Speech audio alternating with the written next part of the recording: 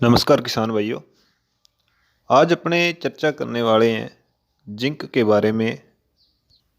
तो किसान भाइयों, आज अपने जिंक के बारे में हर पहलू की चर्चा करेंगे कि मार्केट में कितने प्रकार का जिंक मिलता है और पौधों में क्या काम करता है। और बागवानी खेती करते हैं जो फार्मर अनार की खेती कर रहे हैं, तो उनको किस प्रकार की जिंक का प्रयोग करना चाहिए जिससे कि उनको जल्दी से जल्दी जो बेनिफिट है वो पौधों को देखने को मिले। तो पूरी जानकारी के लिए सभी किसान भाई वीडियो के अंत तक बने रहें। और सभी किसान भाइयों से गुजारिश है, चैनल को ज़रूर सब्सक्राइब करें, बेल आइकन दबाएं और वीडियो को लाइक करें।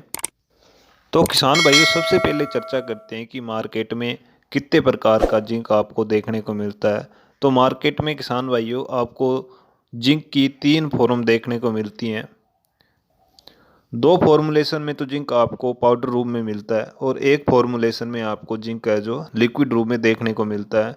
पाउडर फॉर्म में दो प्रकार की जिंक आती हैं। एक तो जिंक 21% आता है, सल्फेट फॉर्म में आता है, और दूसरा जो आपको चिल्टेड रूप में जिंक देखने को मिलता है। ये दोनों प्रकार के जो जिंक है वो सल्फेट फॉर्म में आपको देखने को मिलते हैं और ये पाउडर फॉर्म में ही मार्केट में उपलब्ध होते हैं। और तीसरे प्रकार का जिंक आपको जिंक ऑक्साइड के रूप में देखने को मिलता है, जो कि 39.5% बहुत सारी कंपनियों का लिक्विड फॉर्मुलेशन में मार्केट में आता है। तो आगे चर्चा ये कर लेते हैं कि किसान भाइयों को कौन से प्रकार के जिंक का प्रयोग करना चाहिए जिससे उनको जल्दी रिजल्ट देखने को मिले फसल में। वैसे तो आप तीनों प्रकार की जिंक का प्रयोग अपनी फसल में कर सकते हैं, पर इनके अलग अलग काम रहते हैं। उन कामों के बारे में भी अपनी चर्चा करेंगे कि कौन सा टाइप आप किस फसल में डाल सकते हैं। तो सबसे पहले 21% जिंक की बात करते हैं। इस प्रकार की जिंक का प्रयोग आप लंबी फसलों में कर सकते हैं, जैसे मूंगफली, जीरा और इसबगोल, क्योंकि इस प्रकार का जो जिंक आता है मार्केट में ये धीरे धीरे काम करता है और लंबे समय तक अपने फसल को आपूर्ति प्रदान करता रहता है जिंक की। आपकी जानकारी के लिए बता दें किसान भाइयों, क्योंकि पौधे जो हैं जिंक को ऑक्साइड रूप में ग्रहण करते हैं, तो पहले सल्फेट फॉर्म ऑक्साइड फॉर्म में कन्वर्ट होती है, उसके बाद ही पौधे जो हैं जिंक अपने ग्रहण कर पाते हैं और अपना काम जो दिखा पाते हैं। तो इसमें थोड़ा समय लगता है, इसलिए इसका रिजल्ट धीरे धीरे अपने फसल को देखने को मिलता है। और दूसरा चिल्टेड रूप में जिंक आता है पाउडर फॉर्मुलेशन में। इसमें जो जिंक है चिल्टेड फॉर्मुलेशन में होने के कारण यह पानी में जल्दी घुल जाता है और 21% जिंक की तुलना में बेटर काम करता है, जल्दी काम करता है। इस प्रकार की जिंक का प्रयोग आप पौधों में थोड़ी जिंक की कमी होने के दौरान कर सकते हैं। और तीसरी प्रकार की जिंक जो प्रचलन में अभी मार्केट में सबसे ज़्यादा सेल हो रही है वो जिंक ऑक्साइड ही है, जो कि लगभग सभी कंपनियों का लिक्विड रूप में देखने को मिलता है।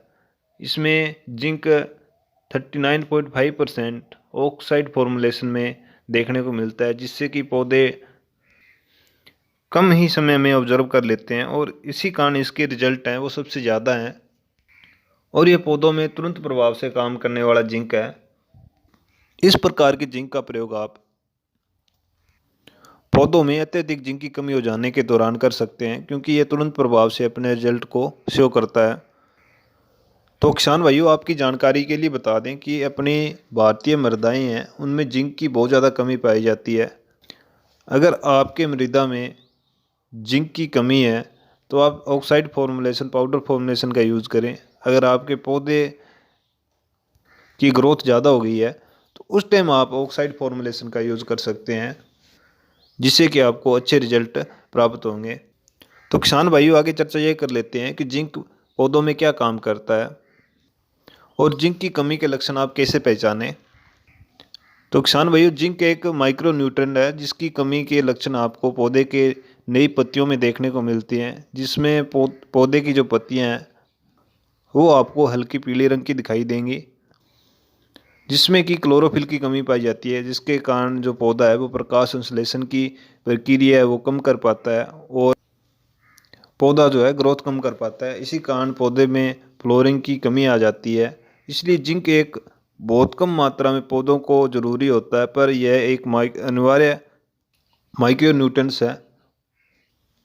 और अनार के अलावा सभी बागवानी फसलों में इसकी कमी के लक्षण है वो ज़रूर दिखाई देते हैं। और इसका आप जिंक का प्रयोग आपको समय समय पर करता रहना चाहिए। और जिंक फ्रूट की क्वालिटी को मेंटेन करने में भी सहायता करता है। और जिंक की ज़रूरत छोटे से लेके बड़े पौधे सभी पौधों को बहुत ज़रूरी मात्रा में चाहिए होता है। तो जिंक का प्रयोग किसान भाई सभी फसलों में ज़रूर करें। और उम्मीद है सभी किसान भाइयों को वीडियो पसंद आई होगी। तो धन्यवाद। जय जवान जय किसान।